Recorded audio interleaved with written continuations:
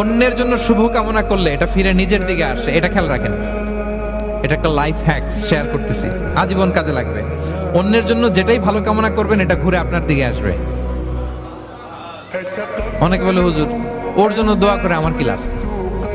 নিজের জন্য আল্লাহ আমারে মাফ করে দাও, আল্লাহ আমারে সমৃদ্ধি দাও, আল্লাহ আমার বেতন বাড়াও, আল্লাহ আমার ব্যবসায় বরকত দাও, আল্লাহ আমার ছেলেরা হাফেজ বানাও, আল্লাহ আমার বউ, আল্লাহ আমার মেয়ে, আল্লাহ আমার আমার আমার সব আমার ভালো আপনি চাচ্ছেন নিজের জন্য, অন্যদের জন্যও চান।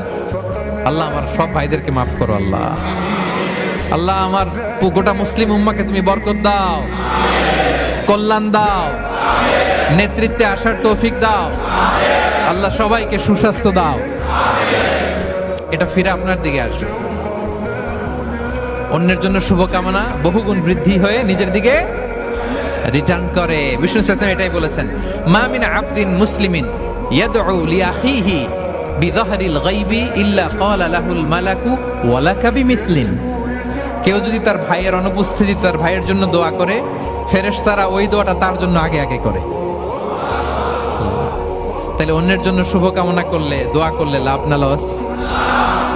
ধরেন আমি মোশাররফ ভাইয়ের জন্য দোয়া করলাম যে আল্লাহ মোশাররফ ভাইকে তুমি সুস্থ করে দাও, তখন ফেরেশতারা বলে আল্লাহ যিনি দোয়া করতেছে তার যদি কোনো রোগ বালাই থাকে আগে তারে সুস্থ করে দাও।